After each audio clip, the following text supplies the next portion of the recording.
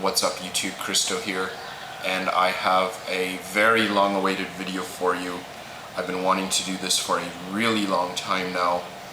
Very excited to be doing this. This is my Narciso Rodriguez For Him line overview. So what I'll be doing is taking the 3 fragrances from the Narciso Rodriguez For Him line, and I'm going to be looking at them individually, talking about what notes they have, and I'm going to talk about performance, longevity, projection, and compare them to each other, and ultimately say what my ranking is for the 3 of them. So let's get into it here. The original EDT, this was created in 2007 by Francis Courdian. This is meant to be an homage to classic male fougere fragrances, things like Drakkar Noir, Gucci Noble, Azzaro Pour Homme, and Paco Rabanne Pour Homme come to mind instantly to me when I think of classic male fougères. It was then followed by the Musk Versions EDP, also by Courdian. This is from 2009. Seemingly it was released as a limited edition 50ml, then went into wider production as a 50 and 100 as well. This does seem to be out of production. It isn't listed on the Narciso Rodriguez site, and pretty much every online retailer I've looked at does not list this. Doesn't mean it's discontinued, it just might be taken out of certain regions. Then in 2012 it was followed by the Intense EDP, also by Courdian as well. So I should mention as well, there is an oil version of both the original and the Musk, but both of them do not seem to be in production at all. I did see them a couple times in department stores when I was in Canada a few years ago, but there's just no mention of them anywhere. They did exist, I can vouch for them, but they're very rare, so I'm not even going to get into them because they're just a whole nother story. Prices and sizes. Now, the original is very readily available in 50 and 100ml bottles. They can range from about 60 to 80 for 50ml and anywhere from 70 to 100 or more for the 100ml like this. The thing is, Narciso Rodriguez is a high-end designer, so bottles aren't going to be greatly discounted, if even at all where you live.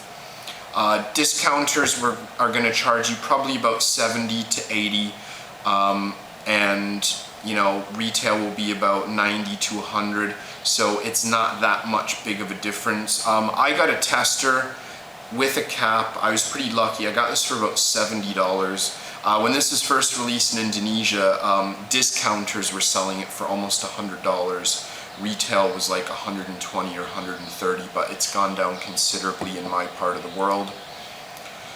Musk, it doesn't seem to be in production. If it is, it isn't readily available at boutiques or even the site, as I mentioned. So most likely you're probably going to get this from a discounter or an auction site or indie perfume shop.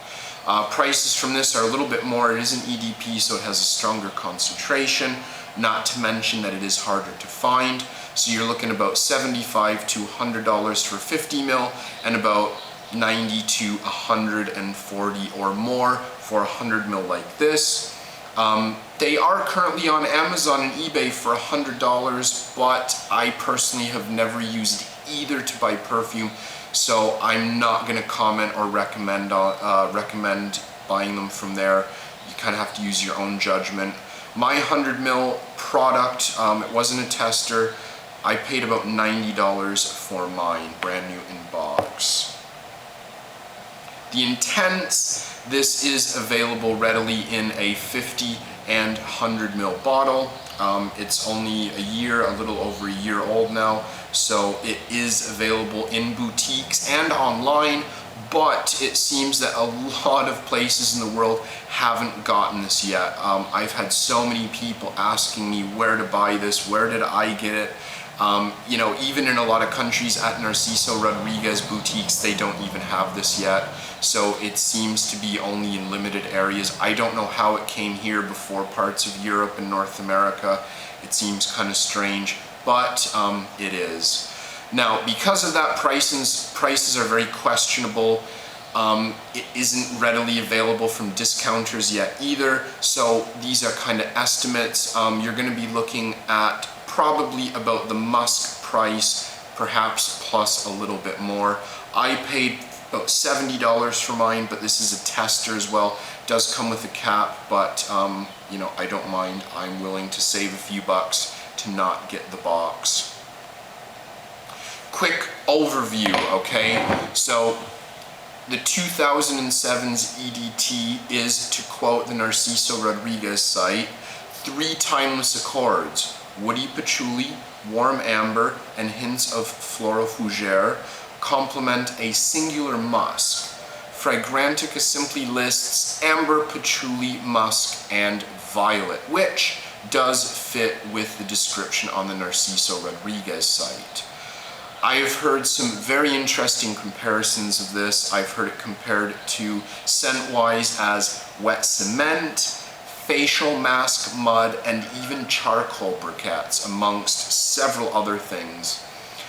Many people talk about a cucumber note and even a melon vibe that they get. I do definitely get the 4 aforementioned notes and can definitely see the freshness of the cucumber claim. And yeah, perhaps even a bit of the melon thing, but I'm gonna stick to those 4 notes with kind of a bit of a watery cucumber in there. This definitely has very mineral-like qualities, and it gives me a very gray, dreary, and resinous feeling. It's very classically masculine as well, and I do think it does a fantastic job of reflecting and kind of paying respect to the fougères of kind of eras past, like 70s and 80s especially. Now, the Musk EDP 2009, the press release said, Narciso Rodriguez for him musk also contains dominant musk intertwining with intoxicating floral essences of iris and red berries. Notes are simply listed as musk, iris, and red berries. Definitely lots of iris, absolutely without a doubt, and there is very noticeable musk, which gives a very perfumey feel with the musk and the iris combined together there. I don't think I get much of red berries. There is a bit of sweetness, but that could be attributed to other things. And I have done a review on this. It is the only of the 3 that I have actually done a review. This is very classic and possibly even more reminiscent of granny perfume as I describe it, rather than the classic fougere as the original is. This is even more dark and even more gray than the original. It reminds me of like a foggy, dreary October night. Very interesting fragrance. I don't find it to be very similar to anything other than the 2012 Intense EDP. Now, according to the Narciso Rodriguez site, this is raw and natural with a subtle strength. Musk dominates with fresh notes of iris and pink pepper. It's so similar to the Musk edition, like seriously so similar. The only note difference is the pink pepper in this rather than the red berries in the musk. Now, in terms of the notes, honestly, I've got them both in my hand right down here. This is the Intense, and this is the Musk, and they've been on my skin for probably about 30 minutes, maybe a little bit longer, and even I paid so close attention when I sprayed them on. They're so similar, like seriously, I would put these at 95% similar in terms of how the notes smell and progress as well. That's how similar they are. Honestly, most people would never even be able to tell the difference. If you were handed a sample paper, a sample card with both of these and neither of them were labeled, I don't think you'd be able to pick them apart. You might even think they were the same thing, honestly. The biggest difference to me is the projection and the longevity. In the Intense has a bit stronger woodiness and a bit stronger sweetness. Other than that, I think they're virtually a carbon copy of each other. Now, in terms of performance, get to that a little more specifically here. In terms of combined projection and longevity ratings, from the lowest to the highest, I actually have to give it to the Musk. It's about average for both. It does last about 6 to 8 hours, but the projection is actually a bit lower than I would expect for a typical EDP. In the middle, I have the classic, the original EDT. It's about the same as the Musk, honestly, but I'm getting it ranked a bit higher due to the fact that it's an EDT and it can keep up with the more expensive EDP version. So definitely, by far, the Intense is much better. I'm looking at least 8 hours, up to 10, maybe even 12. I've had a little bit. Stronger projection as well. I get, decent projection for pretty much the whole life of the fragrance. Now, in terms of development and complexity, from least to most, so note that that's not always a desirable thing. It obviously depends on your taste, if you like things that are simple and, more linear. So in terms of development and complexity, I'm going to give it to, as I just said, I'm going to give it to a tie. These two are just so similar. This one just lasts a little longer, that's about it. So development and complexity, those are tied for last or second, however you want to phrase it. So definitely for him, this is far more complex and I get so much more transition out of it. It smells so much more challenging than the kind of simple note breakdown you get from these, and from this as well, I suppose.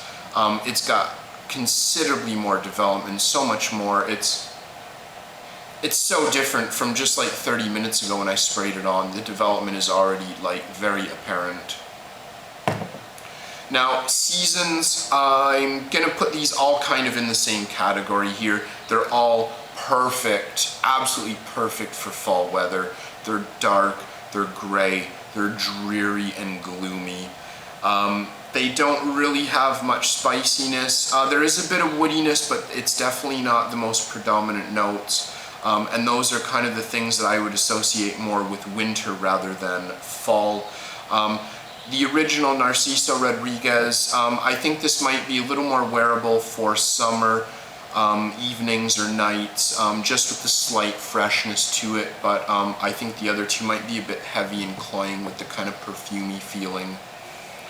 Now, in terms of occasion and versatility, definitely all three of them are formal, office, or even black tie. I think all three of these would be great for black tie events. They're very classic, classy, masculine. They definitely exude a level of sophistication and manliness I would associate with, kind of a well-dressed young professional, young executives, classy dinner, formal, things like that. Not really ideal for casual in my opinion, but obviously that is also your call, what you think on it. In terms of age and gender, age, yeah, definitely this is for mature and more masculine tastes, but the Intense and Musk maybe even a bit more masculine, a bit more mature, just with the kind of very intense perfumey feel. I see that not being worn as often by, kind of a 20-something guy. They're all recommended for late 20s to 40s plus. In terms of gender, like I mentioned, the kind of perfumey feel might make the Musk and Intense version a little more feminine, but the original for men, this is all man for sure, without a doubt. I find all three of them to be very masculine though. That said, of course, there will be women out there who will enjoy wearing them. Originality, well, this is kind of an interesting one because the original is an homage. So it's actually meant to, replicate something, but, kind of make it more modern or kind of a better take on it. So it's actually not that unique, but it is miles better than any other modern designer fougere I've ever tried. Even a lot of the classics can't even touch this. Now, Narciso Rodriguez, it predates the Narciso Rodriguez Musk predates the intense version, so I'm gonna give the title to that one only because it's older. It did what the intense did before it. They just kind of hopped this one up a bit. Honestly, there's nothing really out there other than these two that I can really compare to each other. So I think in terms of originality, if you have one or the other of the Musk or the Intense, I think they're pretty original personally. Okay, in terms of presentation, now they all have very similar shapes and sizes, the same actually, just the colors differentiate a bit. So they all have the very similar, very iconic flacon with the rectangular cap on the top. Now, I do really like how, that's not the best one to show, my camera's really crappy anyways, but around the edges is completely clear, completely transparent, and inside the perfume is housed in this lacquered internal compartment. I really like that. I think it looks so cool. It's kind of suspended right there inside the bottle. The box is very simple. This is the only one I have the original box for, but they're all really similar.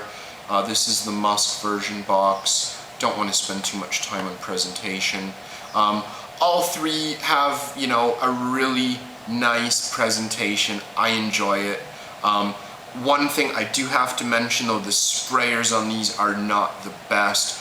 All three tend to just have like this little puff, this little cloud that just comes out a couple inches from the sprayer. So I do find it really annoying when I'm trying to wear these. I can't hold it back like this. I do actually have to put it right up to my chest. So if I spray it from here, it'll just kind of go into the air in front of the bottle. So I definitely have to say that. That's one of my biggest complaints with these, and I've noticed it with all three of them. Popularity. Now in terms of, what gets the most press, what gets talked about the most, not just on YouTube, but in forums and on database sites, yeah, I think the original is very well respected. A lot of people out there are really into this. They, recognize what a great designer fragrance this is. The thing is, the Musk version is so hard to find now, and the Intense version has not reached a lot of markets yet. It seems that they're kind of getting a lot of attention, even though a lot of people haven't tried them yet. There's a lot of people really highly anticipating these a lot. So I have to say the original is the most popular just because it is very easily accessible. These though, there are a lot of people talking about them, a lot of people really anxious to try them out. Now, in terms of my personal ranking, how do I look at them? From the lowest to the highest score, based on all factors combined, I'm putting number 3, probably no surprise, to Musk, okay? I like the Musk, it's a great scent, but it just has become redundant being released before the Intense version, and there's just so little difference to it. The Intense does everything it does, but better. This is only needed for a collector or perhaps someone who doesn't want a fragrance that's too strong or that doesn't last that long. Also as well, of course, if you can't find the Intense version, this is the perfect substitute, without a doubt. Number 2, the Intense version. It's newer, but so that makes it less original, but it has better performance, better projection, better longevity, and it has virtually the exact same vibe, okay? It just amps them up, and that's good to me. Better projection and longevity make it more likely make it more likely for me to wear it. Means I don't have to freshen up as often. This is still in production, and if you are in a part of the world where this isn't available, it probably will come to you sooner or later. Just be patient. This is without a doubt, the Intense version is without a doubt the most requested fragrance review I've had in terms of comments and private messages. I've had so many people on YouTube and Facebook as well asking me to review this one. So it's no secret, my number one, my signature scent. Some of you might not realize this is my signature scent. I am absolutely madly in love with this.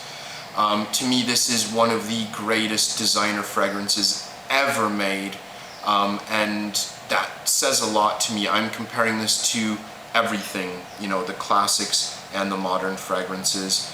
It's just so classy, it's masculine, it's complex, and it's just so sexy and intriguing. Perhaps it's not the most original designer as it is an homage, but it's just so well made. I love it. One complaint I have read from reviewers and people writing on databases is that the amber in this falls flat in the dry down. But to me, I think it's actually adding to the dreariness and the aura, the kind of gray, dreary aura that it has. I will always have a bottle of this on my shelf, and I will wear it as often as I can. To me, this is genuinely one of the few perfect 10s I have ever tried, and that is in the niche and designer world. This is just an amazing fragrance in my opinion. Now, my overall thoughts on the Narciso Rodriguez For Him line. The musk may be a step that could have been skipped, but you know, that's what fragrance houses do. They release something, they slightly improve it, then they make a slightly different version to make sure you're buying all of them.